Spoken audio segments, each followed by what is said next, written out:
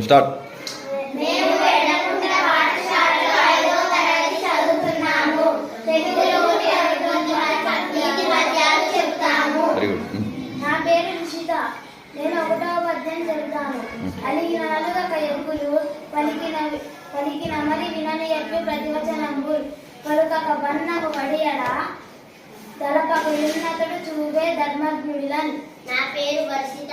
నేను 2వ పద్యం చెబుతాను. అలవరుష పదంబులు రంజనీయులను నవివాదములు సామప్రియ భాషలు విద్యా వినయంబులు వలయని దుష్ట స్వభావ కాకృష్ణ.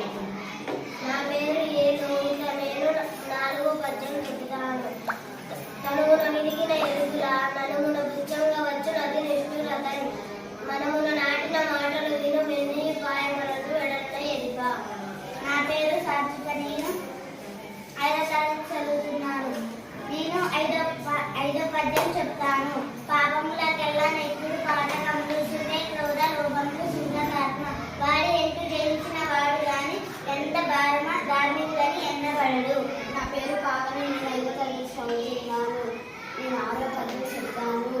క్షణమని వచ్చిన భీకర శత్రువునైనా నీతి గవగవరైన గరులా పరుల తెరంగిని ఇరువుగా సరిగావు దీనికే ధర్మము.